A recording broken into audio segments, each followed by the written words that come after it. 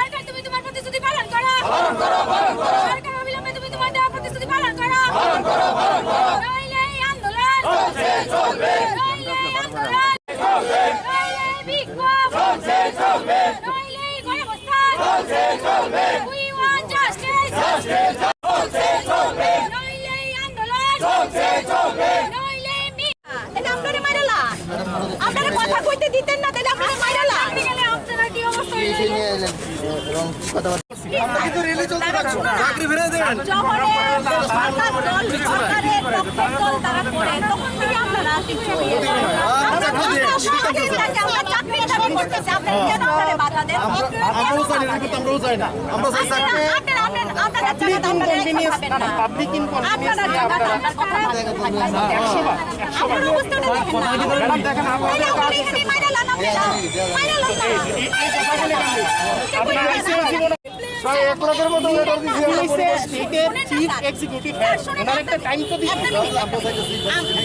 আমরা ডেপুটেশন দেওয়ার লেগে আমরা যে ডেপুটি সিএম অর্থমন্ত্রীর কাছে যাইতে চাইছিলাম, আমরা দিতে না।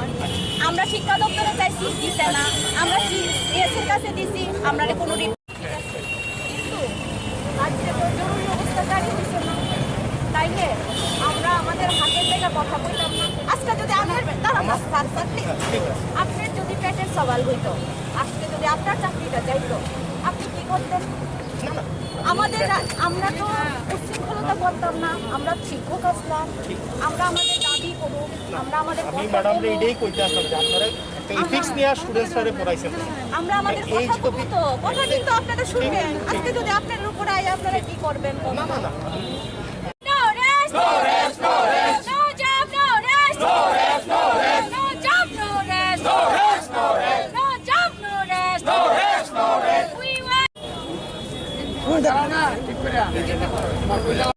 উদ্দিদারি হঠাৎ কেন অত্যাচারী পুলিশ মন্ত্রী দেখ দেখ ধিক্কার, রক্ষকেরা উদ্দিদারি হঠাৎ কেন অত্যাচারী পুলিশ মন্ত্রী দেখ দেখ ধিক্কার। আমাদের দাবিগুলো জানাবে। এই অবস্থায় আমাদেরকে কথা বলতে দিচ্ছে না। রাজ্যে কি জরুরি অবস্থা সৃষ্টি হয়েছে? রাজ্যে কি চলছে এগুলো? আর আমাদের 10,323 যদি কথা বলছে, তাদেরকে ভরপুরে দেওয়া হচ্ছে, তাদের দোকানের জিনিসপত্র বাইরে এনে হর্ষ করে দিয়েছে। আমাদের উদয়পুরে আমাদের শিক্ষক নেতৃত্ব সঞ্জিত দাসের দোকান পুড়িয়ে দিয়েছে, জিনিসপত্র পুড়িয়ে দিয়েছে। আমাদের বিশালগড়ের স্যারের হাত পা ভেঙে দিয়েছে। শালগড়া আমাদের শিক্ষকের বাড়ি পুড়িয়ে ভর্ষ করে দিয়ে দেওয়া হয়েছে। একজন দিদিমণির গায়ে আগুন দেওয়া হয়েছে। কমলপুর বিভিন্ন জায়গায় আমাদের শিক্ষকদের বাড়িতে বাইক বাহিনী 40-50 জন গিয়ে থ্রেটনিং করছে, হুমকি দিচ্ছে, বাড়ি ঘরে আক্রমণ করছে। এই ধরনের অরাজকতা চলছে, সন্ত্রাস চলছে রাজ্যে। তাহলে আমরা কার কাছে কথা বলবো? রাজ্যের অভিভাবক যদি এইগুলো দমন না করে, তাহলে কি করবে? আমরা কথা বলতে এলে পুলিশ আমাদেরকে বাধা দেয়, তাহলে আমরা কার কাছে যাব? আমরা তো রাজ্যের নাগরিক, 40 লক্ষ জনগণের মধ্যে আমরাও পড়ি। তাহলে আমরা আমাদের দিয়েই কিন্তু আপনারা অতীতে বসেছিলেন। আগামী আর 15 মাস পরেই কিন্তু বিধানসভা নির্বাচন। আপনারা কি ভাবছেন যে ঘর জ্বালিয়ে, মানুষ হাত পা ভেঙে, মানুষ খুন করে, মানুষের গায়ে আগুন লাগিয়ে, হুমকি ধমকি দিয়ে কি আপনারা গতিতে থাকতে পারবেন? সরকার সন্ত্রাস করে আপনারা গতিতে থাকবেন? আমাদেরকে হুমকি দিয়ে ঘরে ঢুকিয়ে দেবেন? না, এটা হবে না। কিন্তু আমরা কিন্তু এটা হতে দেব না। 10,323 শিক্ষকদের চাকরি আপনারা দেবেন বলেছেন, প্রতিশ্রুতি দিয়েছেন সরকার প্রধান। এখন যদি সরকার প্রধান আপনারা প্রতিশ্রুতি পূরণ না করেন, আমরা মাঠে থাকবো, মাঠ থেকে সরছি না। এটা আপনারা জেনে রাখুন।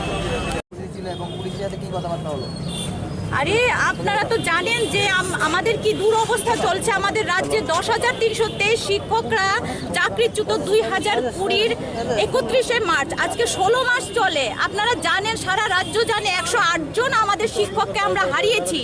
আমাদের 10,323 যে মৃত পরিবার, ওরা না খেয়ে মরছে, আমরা না খেয়ে মরছি। আমাদের শিক্ষকদের পরিবারের অবস্থা কি দুর্বিষহ, কি শোচনীয়, মানে অনাহারে অর্ধাহারে আমাদের মানে মৃত প্রায় অবস্থা, এবং 108 জন মারা গেছেন এখন অবধি। আমাদের রাজ্যের অভিভাবক যাকে বলি, 40 লক্ষ জনগণের যে অভিভাবক, আমাদের সরকারের প্রধান মাননীয় মুখ্যমন্ত্রী মহাশয় বা আমাদের উপমুখ্যমন্ত্রী মহাশয় বা যারাই দায়িত্বে আছেন, কর্তব্যরত আছেন আমাদের রাজ্য অভিভাবক আছেন, ওনারা কারো খোঁজ নেননি এখন পর্যন্ত। এতগুলি মৃত্যু, তাদের দায় নেবেন না?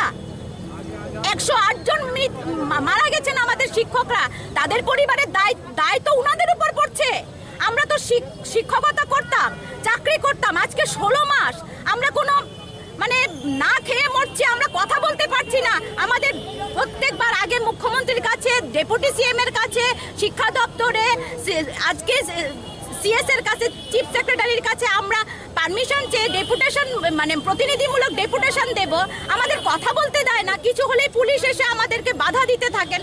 আমাদের রাজ্যের বিভিন্ন প্রান্ত থেকে যে 10,323 শিক্ষকরা ওনারাও এখানে আসছেন, আজকে সবাই আসছেন এখানে তাদের দাবি তুলে ধরবেন, কিন্তু ওনারা কি কষ্টে এর থেকে তার থেকে হাওলাত বরাত ঋণ করে ওনারা গাড়ি ভাড়া করে ট্রেনে করে আসছেন।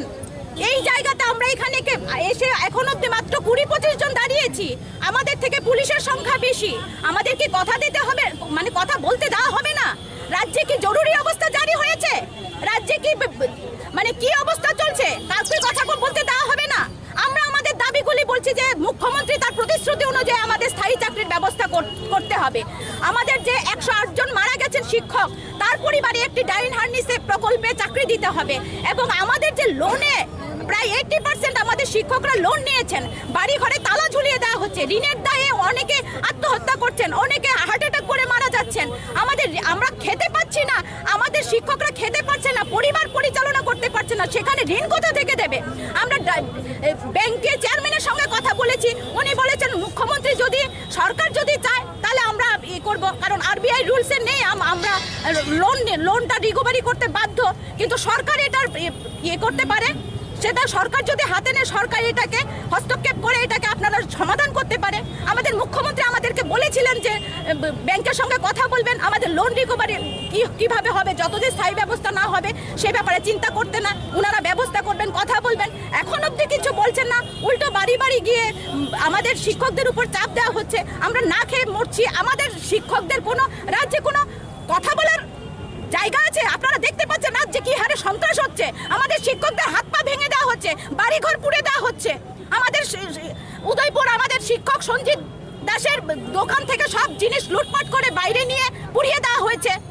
ওনার শেষ সম্বলটা আমাদের বিশালগড়ের শিক্ষকের বাড়ি পুড়িয়ে দেওয়া হয়েছে, ওনার হাত পা ভেঙে দেওয়া হয়েছে।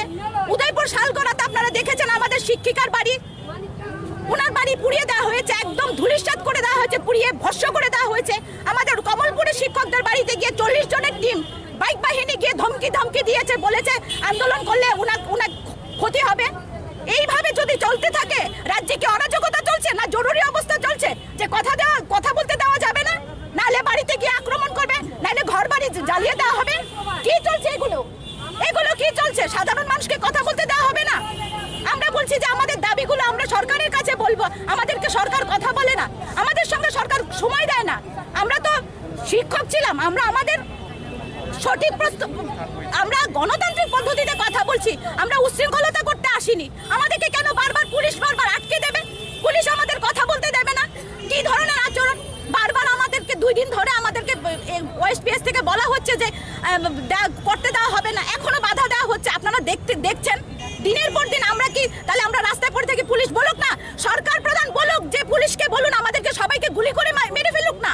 রাজ্যে তো জরুরি অবস্থা জারি হয়নি, যদি অরাজকতা হয়ে থাকে আমাদের উপর গুলি করে আমাদের সবাইকে একসঙ্গে মেরে ফেলুক। কেন একদম স্লো পয়জন করে একজন করে মারা হচ্ছে? কেন এটা দায় সরকার নেবে না? সরকারকে নিতে হবে। তাই আমরা আজকে সারা রাজ্যের 10,323 এখানে একত্রিত হচ্ছে, আমরা কথা বলবো, আমরা সার্কিট হাউস অব্দি যাব। আপনাদের কাছে আমরা কথা দিয়েছি, পুলিশকে কথা দিয়েছি, আমরা সুশৃঙ্খল পদ্ধতিতে আমরা মিছিল করে আমরা সার্কিট হাউস যাবো। সেখান থেকে আমরা কয়েকজনের প্রতিনিধি আমরা চিফ সেক্রেটারির কাছে আমাদের দাবিগুলো জানাবো, ওনার দৃষ্টি আকর্ষণ করবো, কথা বলতে চাই। উনি তো সময় দিলেন না। যদি উনি না সময় দিয়ে থাকেন, উনার কাছে সময় না, উনি ভীষণ ব্যস্ত মানুষ। 40 লক্ষ মানুষের মধ্যে আমরা 10,323 মারা যাচ্ছি, আমাদের জন্য ওনার সময় নেই, ওনাদের কারোর সময় নেই। কিন্তু আমরা ওনার অফিসে হলেও আমরা জমা দিয়ে আসবো মেমোরেন্ডামটা, আমাদের দাবিগুলো। উনি পরবর্তী সময় যদি সময় করেন, দয়া হয়, ওনাদের মানবিক হন, ওনাদের মানবিকতা জাগে, মানবিকতা মানে চেতনা বোধ হয়, তাহলে আমাদের দাবিগুলো পড়বেন, মেমোরেন্ডামটা পড়বেন, তাহলে আমরা বুঝতে পারবো যে একটু হলে পড়লেন। আমাদেরকে কেন কথা বলতে দেওয়া হবে না? আমরা এখান থেকে মিছিল করে সার্কিট হাউস অব্দি যাব, সুশৃঙ্খল পদ্ধতিতে যাবে। পুলিশ আমাদেরকে সাহায্য করুক।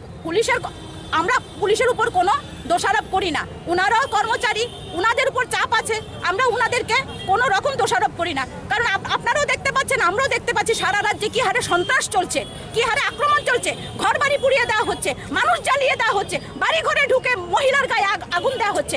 আপনারা দেখছেন, আমরা দেখছি, তাহলে আমরা কি আশা করতে পারি এমন একটা সরকারের কাছে, যেই সরকার কথা বলতে দেবে না, যে সরকার আমাদের পেটের খাবার মুখের গ্রাস কেড়ে নেয়, সে সরকারে যদি আমরা বসাতে পারি তাহলে তা এই সরকার রাখার প্রয়োজন নেই। আমাদের ভাবতে হবে যে আর 15 মাস আছে, এই সরকারকে যদি আমরা উত্থান করতে পারি, পতনও করতে পারি, এই সরকারকে যে সরকার আমাদের কথা শুনবে না সেই সরকারকে আমরা রাখবো কেন? নিশ্চয়ই আমরা রাখার প্রশ্ন নেই। তাহলে যে সরকার আমাদেরকে খাবার দেবে সেই সরকারের কাছে, সেই সরকারকে আমরা আনার জন্য সবাই সচেষ্ট হতে হবে। আজকে এই পরিস্থিতিতে আপনারা দেখেছেন পুলিশের 6 লাখ, ওনারা আমাদেরকে কথা বলতে দেবে না, আমাদেরকে মিছিল করতে দেবে না। কেন? রাজ্যে কি অরাজকতা চলছে? সরকারের পক্ষের যারা, তারা মিছিল করবে, তারা জমায়েত করবে, আমরা করলেই দোষ, কেউই করতে পারবে না। এ কি ধরনের আচরণ, কি ধরনের অরাজকতা? জরুরি অবস্থা চলছে না তো রাজ্যে। সুতরাং আমরা বলবো যে আমাদের সারা রাজ্যের শিক্ষকরা বহু কষ্ট করে বিভিন্ন জনের থেকে ভাড়া গাড়ি ভাড়া, ট্রেন ভাড়া ঋণ করে আসছে তাদেরকে। তারা আসছে, আজকে তাদের কাছে খাওয়ার টাকা নেই, তারা বিভিন্ন জনের থেকে টাকা ধার করে এনে আজকের কর্মসূচিতে আসছে। সুতরাং পুলিশকে বলবো, পুলিশ প্রশাসনকে বলবো, আমাদেরকে কোঅপারেট করুন, আমাদেরকে সাহায্য করুন। আমাদের মতো আগামী দিনে আপনাদেরও অবস্থা হবে যদি এই সরকারটা এইভাবে চলতে থাকে, এইভাবে অরাজকতা চলতে থাকে। এটাই বলবো। আপনারা মিডিয়া ভাইরা আমাদের হয়ে সারা রাজ্যে কথা বলুন, সারা রাজ্যের মানুষ কথা বলুন আমাদের জন্য, এটাই বলবো।